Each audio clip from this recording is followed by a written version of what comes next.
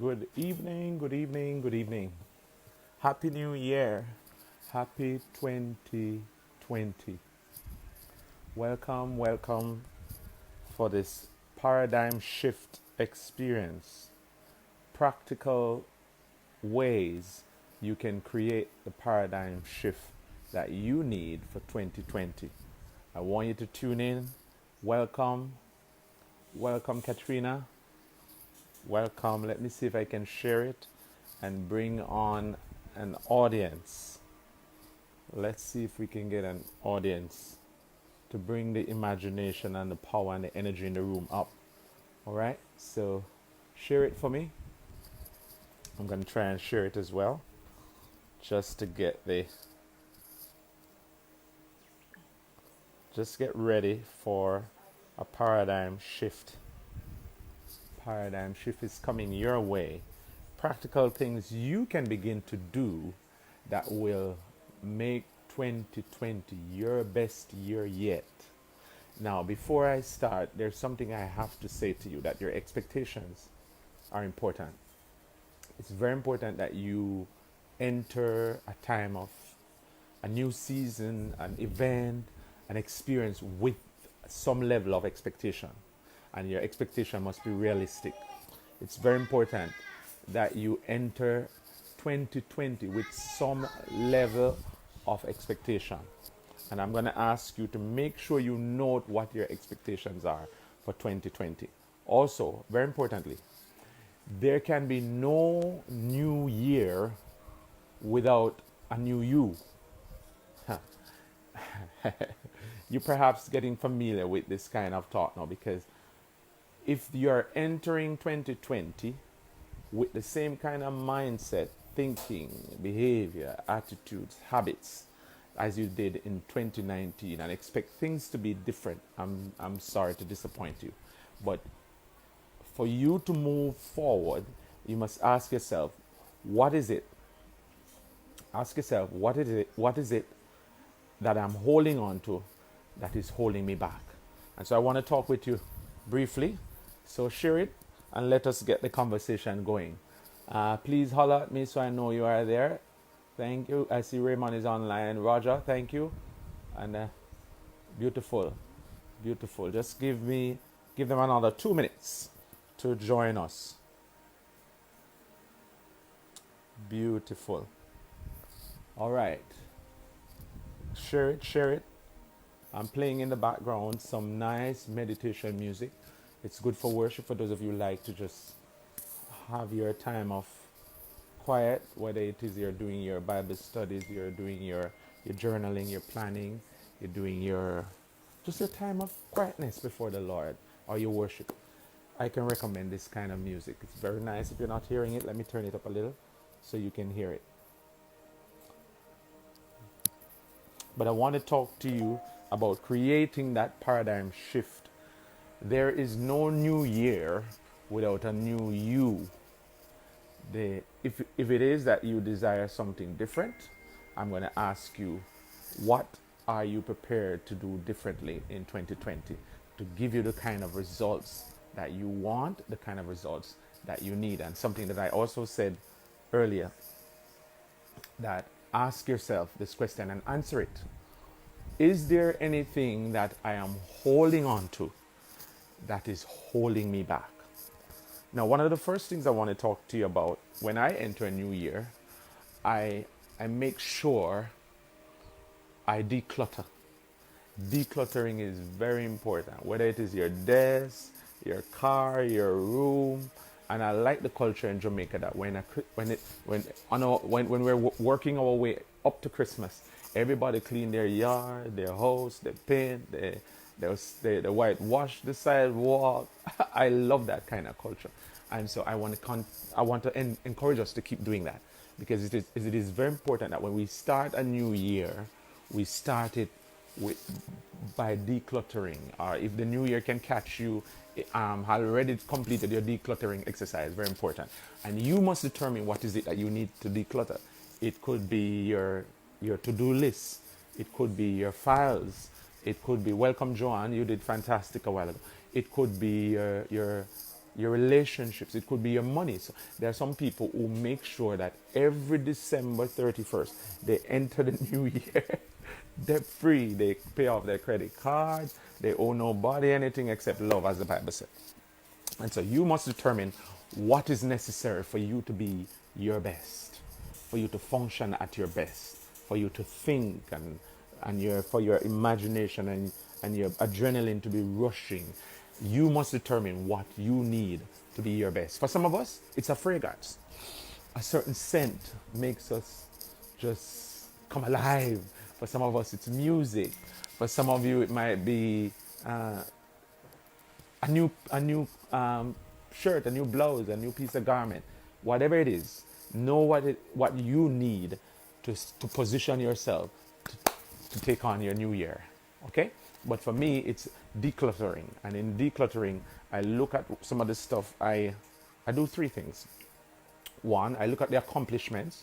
What have I achieved throughout the year, the past year? Two, what progress? Some things might not have been completed, but certainly made some progress throughout the year. So, and three, what is it that I need to continue to work towards? And so those are three key exercises after I've decluttered or assist me in decluttering and say, okay, this I need to carry this over, or this is completed, I can leave this behind now, take the lessons from it. This I perhaps need to put on at another time. And what works for me too is that I don't wait for the start of a new year to start planning for that year. For example, from now, in January 2020, I am making plans in terms of what I would love to be achieving in January 2021. For some of us, that kind of long-term planning is necessary. We short term is good, the medium term is good, but depending on how you plan and what it is that you're taking on, what kind of project you're taking on, you might want to go a little more long term. And so let me just retract for those of you who are coming in, just coming on. Welcome. One of the key things I'm saying is that for there to be a paradigm shift, there must be a new you, a new way of thinking, a new way of looking at the same thing. And to start off my year, I do a decluttering exercise. It's very important that I go through my desk, make sure my desk is clean. Tell me, anybody do this? Am I alone? I don't think I'm alone. But one of the things I have to do if I'm going to work efficiently is that I have to clean my desk. I have to clear my desk of stuff that I've worked on or still working on. I put them in a folder, whether a physical folder or a digital folder, but have some level of organizing. On my digital computer, I might do what you call create a new folder and say projects and events for 2020. And every new thing that I'm introducing to 2020, I put in that folder. Every project that is not completed from the previous years, I bring it over into that folder as well. So you might want to do that if it is that you want to do it from your laptop, your desktop. That's a good exercise as well. Now, one of the other key things I want to say to you is before you run off to start planning your big list of goals and SMART goals, it's important that you deal with your mindset first of all. Deal with your mindset. Otherwise, if you take on these goals without dealing with some of the fear, some of the mindset that were holding you back in last year, for example, you could end up creating more frustration for yourself. So that when you get into planning the goals that you really want to work towards in 2020, you are of a different mind. You're not drawing what you don't want to yourself. Let me show you an example. For some people, for example, they are applying for a new job. And they have this mindset when they apply for a new job that the employer or the prospective employer is not going to respond. Why? Because in the past, the companies, the organizations that they've applied to never take the time to even acknowledge their application. And so that has created a certain kind of thinking and expectation. And what do you think keep happening? Of course, they keep attracting more of that. And so you've got to get to that point where you say, okay, I have to change and shift this mindset. Yes, I have had the last 20 applications. Nobody responded to me, but this one is going to change and shift things for me.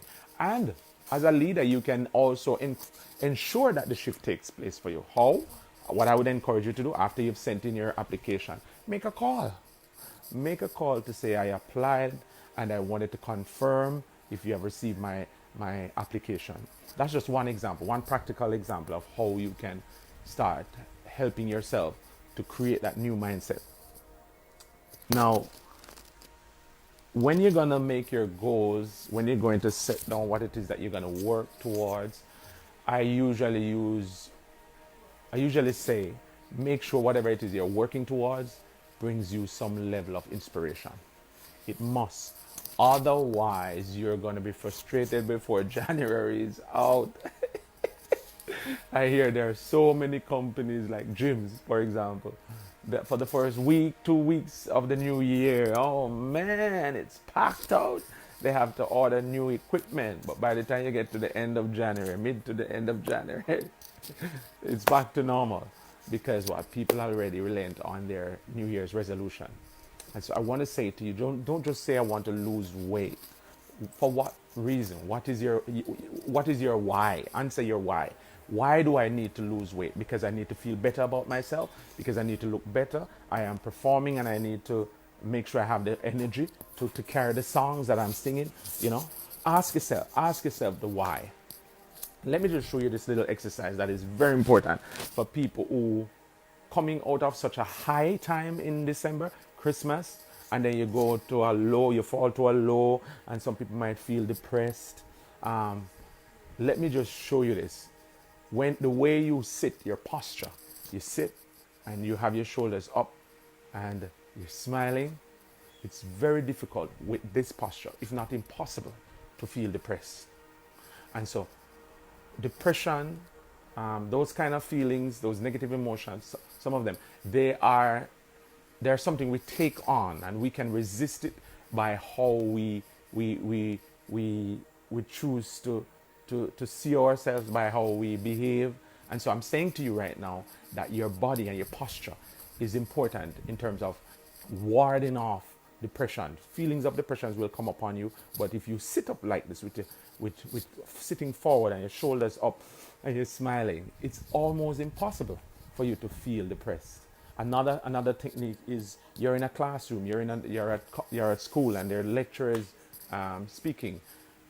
When you sit forward, by just sitting forward, it helps with the blood flowing to the brain and make you more attentive. And so these are just little things that we do or don't do that make us feel over exhausted. And so I know I've gone off a little bit, but those are some tips that just came to my mind and I wanted to share with you. So in setting goals, for me, I start my year with a theme. A theme. What is it that I want to focus on this year? And I open a notepad somewhere, and I said, my theme for this year, for example, is reinforcing righteousness.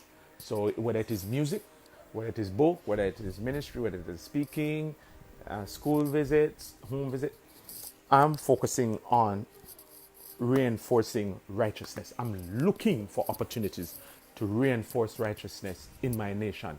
I am looking for opportunities in the world to reinforce righteousness. And so that overarching theme will set the tone for my year. If you write to me and invite me to something, it's not that I'm not going to come, but my main focus is reinforcing righteousness. I see Joanne says that her theme for the year is faith. Very good. And what I do when I select my theme, I then choose a theme song, a song that works well or lines up well with the theme, the overall theme. I choose a theme scripture. I look for key words that are necessary to speak in my conversations throughout the year, because I'm focusing on righteousness and I'm looking at reinforcing righteousness. I look at why do I see a need to do this. And so the music, the songs, the ministry, when I go into an area to share, I am looking for opportunities to reinforce righteousness. And so that's one very good technique you can adopt as well. Start your year with a theme. Decide, what do I want to focus on throughout this year? It's very important that you focus. If I had a pencil, I would show you why focus is important. Remaining focus is almost like having a pencil with a point. If I can find a pencil, I'll show it to you. If you, without focus, you are like a pencil that's not sharpened. You cannot be used. You cannot be used. And without having a sharpened pencil, it becomes difficult to do your task. If you were to be an artist of any sort and you don't have a pencil that is sharpened, when the opportunity presents itself, you're going to miss the moment. And so when you create a focus, like myself and my sister Joanne is helping you to do, you keep yourself sharpened. And so don't go through the year without your point being sharpened, being ready. Opportunities favors the prepared. Opportunities favor the prepared. And so these little tips we're giving you is to help you physically, emotionally, mentally, psychologically, intellectually, to be your best for 2020, to start strong and to end strong. You know, it's very important that we know ourselves. And so after I've selected my theme song, my theme scripture, there are a couple other things I do as well. I choose my word for my daily word for the year.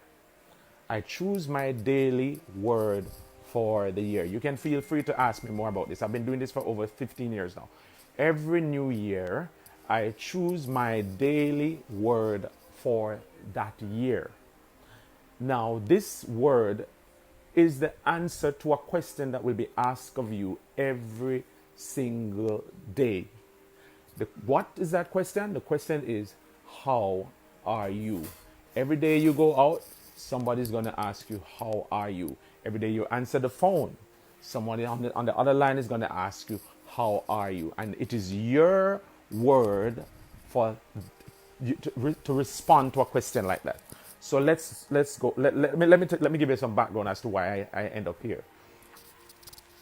Now, the majority of people you ask, how are you? They'll answer, I'm fine, I'm okay, I'm good, I'm well.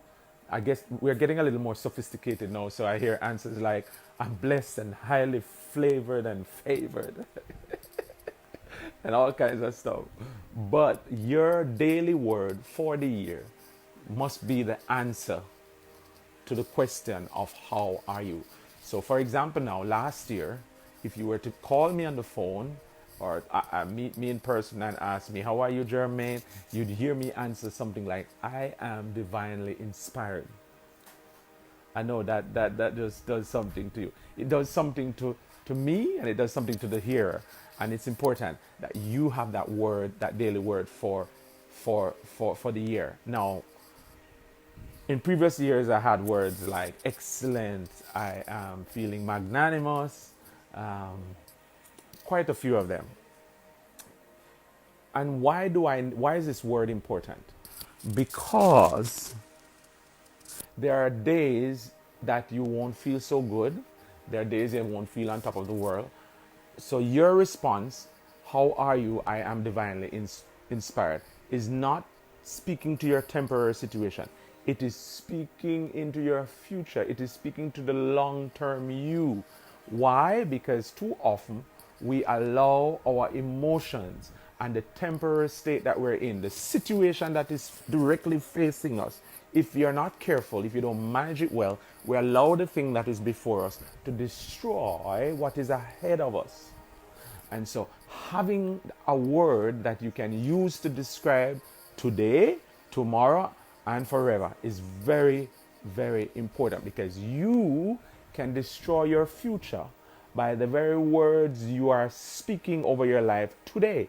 And the scriptures talk about it, that there is life and there is death in the power of the tongue. And James deliberates on it quite a bit. And so it's important that we are releasing the right words. And so if you ask me now in 2020, how are you, Jermaine? You might get a response like, I am the perfect manifestation of the mind of God. Yeah, I am the perfect manifestation of the mind of God. And so I'm speaking into my future. I'm speaking into where I want to be, not just how I am now. I might be going through a disappointment because somebody just disappointed me, but in the long term, I am the perfect manifestation of the mind of God. In Jamaica, for example, let me show you one more. We have a tendency when we hear screeching tires, we shout out, "Oh, I'm dead." Jamaicans have this culture that we just need to grab it by the throat and let it up and destroy. Why? Whenever we hear a car about to collide and we shout out, "Him dead, she dead, whoa, them dead now," we are creating more. Somebody might say, "Oh, no, no, no, my word of releasing that he's dead, she's dead can't be that powerful." Oh, yes. And so I have adopted this attitude, this approach that when I hear screeching tires, I either say live or I said you shall not take that person out. I speak it into the atmosphere. And just a few weeks ago, I was in South Carolina and I said the same thing to the bishop. I was sharing with him the culture that we have, that we will just utter, "Oh, him dead now." We say somebody got hit by a vehicle and we start releasing it. "Him dead, she dead." No, sir, him dead. I told him that about that culture. And while we were there, standing in the churchyard, we heard a long screeching car coming down. It was for a good 15 seconds. Well, maybe not so long, perhaps about 5 seconds. And I said, "You will not hit him." We didn't hear the car collide. And we had an opportunity to just share a little bit on it. And so I'm saying that because in creating the paradigm shift, you must watch what you say. You must watch what you think. Watch what your expectations are. Be sure to declutter. Be sure to do an assessment and reward yourself. If you achieve some stuff, reward yourself. Little things. Well, it doesn't matter. As long as you're making progress. Achievements, reward yourself. Where you make progress, you might not have progress the way you want to, but top yourself a little and give yourself some ice cream or whatever it is that you need to keep your energy up. Let me just give you an example of how easy it is for us to fall into a trap, to think that we're not doing well. About mid-November, I felt that I didn't do so well in 2019. I had this long list of stuff that I really wanted to achieve. Oh my gosh! Including, Joanne, I should tell you, including publishing the first 25 pages of my first hymnal. And so I'm a modern day hymn writer, and so I wanted to put 25 hymns into a little booklet just as a teaser in preparation for the 400 coming in a few years time. But I didn't do that. And so when I look at some of the things I didn't get to work at because I was just focused on other stuff, I felt I don't want to use the word bad. I didn't feel so good on the inside. And this stayed with me for a good 2 days, 48 hours. And during that time, I was asked to prepare a report for what we were doing in the schools. Some of you might be familiar with the program called Inspiring Our Future 360 Degrees in the schools and in the children's home and in some communities. I was asked to prepare a report on the results that we had this year.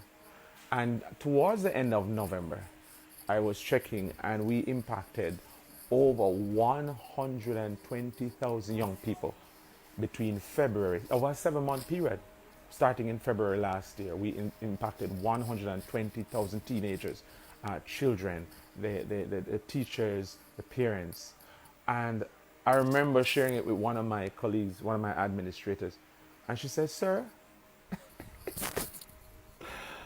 I don't know what to say about this, because if someone was able to impact 120,000 youths in 1 year and believe they didn't achieve much, that is really something." And I started looking at it and I said, that's true. If you've impacted 120,000 young people in 7 months, That is something. That is commendable. But I didn't look at it like that. I was looking at the long list that I wanted to have accomplished. I know, to whom much is given, much is required. And for us creative people, Joan, we know we are very hard on ourselves. And the song is finished, the song is okay, it's now ready to play on the radio, but we just think it's not finished, it's not perfect enough. And so we overproduce the song. And so the point is, though, count the achievements, measure them, make sure you reward yourself. So what you have achieved, the progress you've made, and the stuff that you want to bring over into 2020. Now, I touched on quite a bit. I touched on focus. I touched on having a theme. And I will end with this. The importance of keeping either a prayer journal. These are prayer journals. This was volume 1. Prayer journal volume 2. And prayer journal volume 3. Now, either a prayer journal or a gratitude journal. My favorite worship is called the Toda worship. In fact, it is like this. If you can see my hands, let me lift it up some more. My hands extend like this, like you're receiving. That is called a Toda praise, and it means to give thanks. And why that is my favorite worship is that I just love to give thanks. And the scripture says it, oh, give thanks unto the Lord, for he is good. The scripture says, enter into his gates with thanksgiving and into his courts with praise. Thanksgiving will create a paradigm shift like no other. When you are able to sit down, when later on in this month, I'm going to sit down and give thanks for all those 120,000 young people that were impacted in 2019. And I'm telling you, it will create a paradigm shift in my physical realm, my emotional realm, my spiritual realm, my intellectual realm. The power of thanksgiving. And that is why we are encouraged that no matter what we're going through, we must give thanks. So whether it is that you're going to do a Thanksgiving journal or a prayer journal, I want to encourage you to do some form of journaling, right? Get yourself a journal, if not one of these. It's upside down. If not one of these, get yourself one of the other journals that are available out there, and begin to journal. Begin to journal. And as you journal, spend time waiting. Spend time meditating. At this time of the year, there are so many churches, and I perhaps need to go live and talk about this in another forum. There are so many churches that are focused on prayer and fasting at this time. And one of the questions I want you to ask, if you are going to be participating in fasting or prayer during this time, I want you to ask yourself a question. I want you to ask the members of the church, the congregation, a question. I want you to ask your colleagues this question. When you spend time before the Lord, talking to him, pouring your heart out to him, ask this question. What did God say? Is God responding to you? If he is responding to you, what is he saying to you? If you spend 21 days praying for direction, what did God say? If you spend 40 days praying over the crime, what did God say? If you're praying for 7 days over the economy, at the end of it, you must be able to answer, what did God say? It's not that God isn't speaking. It's just that we're not recognizing the voice of God. And so if we're going to spend time praying in prayer and fasting, we must get to that place where we recognize the voice of God. And so in doing journals, I want to put myself forward to begin to teach about how to wait on God, how to discern the voice of God. Because I've found that this is one of the most powerful tools in helping us to discern the voice of God. Thank you so much for tuning in.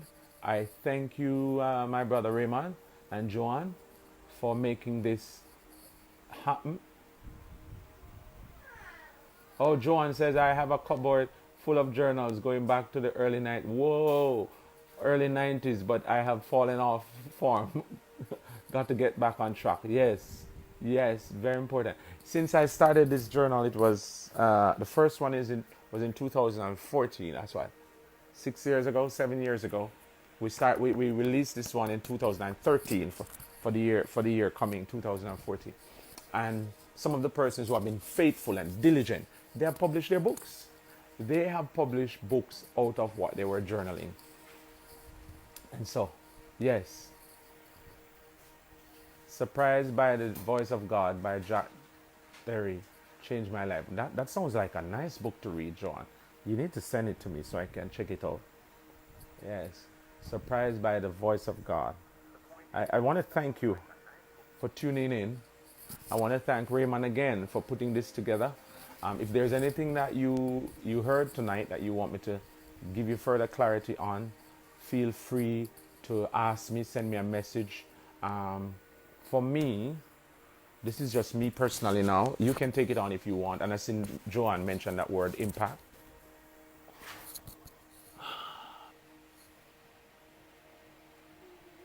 It's important that we know the level of impact or influence we're having. But if you don't know, there is what I would say now. There are perhaps several ways you can measure it. Why?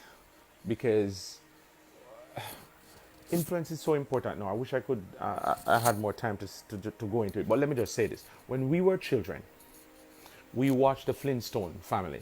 We saw Fred go out in the day. We saw Barney going out in the day. They come home, they kiss their wives. They had their dinner. And that was the lifestyle. We were impacted. We were influenced by watching that cartoon as children. Now, what is the impact if today, 2020, children are watching cartoons that they are not seeing the major characters going to any work? They don't have a business. They're not involved in anything that we would call productive. How is that impacting the child's mind? How is that influencing the child's mind? And so I want to encourage you, even as you do all of these things and you look at these practical ways of creating a paradigm shift for you, one of the most important things I would want to encourage you to do is know, one, who or what is influencing you, who or what is impacting you. And I ask this question. See if you can answer this question. Whose head is using your body? Whose head is using your body? I don't know if you know this story about the wife, who every time her husband catch a fish and bring it home, she cut it in two before she fry it. And after a couple months into the marriage, the husband says, honey, I don't understand. Every time I bring a fish, you, regardless of the size, you cut it in half and you put it in the frying pan. She's, why do you do that? And she says, I don't know. I grew up, saw my mother doing the very same thing. She would cut the fish in two and put it in the pot. And when she called her mother, she said, Mom, my husband asked me a question and I don't know the answer. Her mother said, well, sweetie, I don't know either. I saw my mother doing the very same thing. And so they called Grandma. Grandma, why do you cut the fish in half every time you're going to fry it? Grandma said, because the pot was too small. And so now the daughter was doing the same thing without understanding why she's doing it. So ask that question. Why do I do what I do? And it will help you to understand what is influencing you, the music, the conversations. At the end of 2020, you must have been able to say, okay, this conversation that I listened to with Joanne and Jermaine in January, it has set the pace. It has set the level for my year. So know as you go along, know how each thing is impacting, influencing you. Know how the conversations that you're hearing, whether consciously or unconsciously, how is it impacting you? Know how the music you hear the first thing in the morning or the last thing at night, understand how is it impacting or influencing you. God bless you. Thank you. Love you lots. Enjoy your year. Make sure you do this. Learn something new every week. Learn something new every single week. Develop the habit. So that means by the end of the year, you'd have learned at least 52 things. All right? Walk good. Bless you.